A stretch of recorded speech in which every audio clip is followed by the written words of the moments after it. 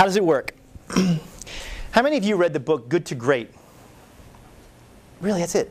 I'll tell you what, if you give me your business card, any books that I mentioned today, I will send you book notes. When I read a really good book, I condense it into a few pages of book notes, like The Way of the Shepherd is down to 5 pages. I think it's a way that I can continue to read the book without rereading it, share the notes. You give me your business card, your email address, I'll send you anything that I mentioned today. The book Good to Great was written by Jim Collins. It was one of the, hello, welcome. It was one of the most successful business books ever written in terms of sales. But an interesting fact is, it became a book that was used heavily in the nonprofit sector with churches and other ministries, so much so that Jim Collins came back and wrote an addendum to the book just for the service sector, for nonprofits, if you will. And that became a bestseller as well. But in there, he did research, him and his team did research of thousands of organizations, boiled it down to what became great. What was a great organization? Making the leap from good to great. And one of the things that he looked at, and he tried to dispel this belief, this idea that leadership mattered inside of an organization. And he went to great length, he says, as you read the book, to trying to say that it doesn't matter. Organizations are great because of their culture, because of who they are, their product, or where they are in the region of the country, or competition. And he's like, you know what? One of the things we learned was leadership matters. In fact, so much he dedicated the whole front section of it to leadership. And he started grading leaders on a level of 1 through 5. And he talked about the top level being level 5 leadership.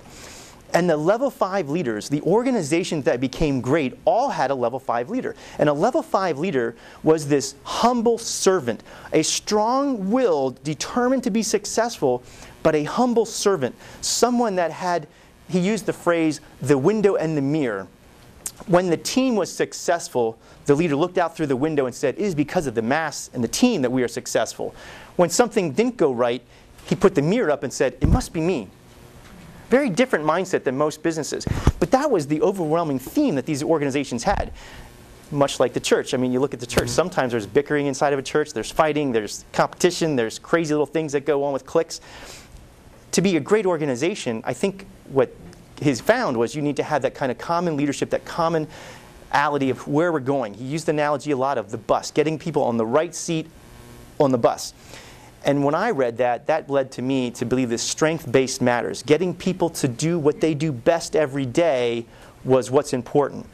Which leads us to this mindset, and I flipped the page a little bit, go one more, to 2 books that I just absolutely love.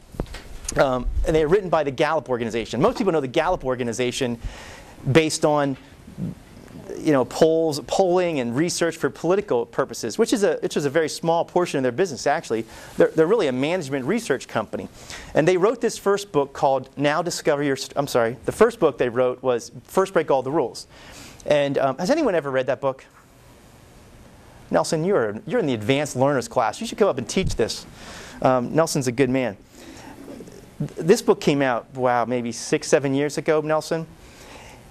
And Gallup wanted to figure out, much like Good to Great, what makes great managers? What makes somebody great at what they're doing? And how do you get engaged employees? And they said, first, this mindset that you treat everybody the same. Right? We're in business, we're a church, we're a leader, an organization. We say, we're going to treat everybody the same. We're going to be fair. Does that work? What they found is that's hokey. It doesn't work. It doesn't work at all. In fact, they said you got to throw that mentality right out the window. What works is you treat everybody uniquely. You have to know your team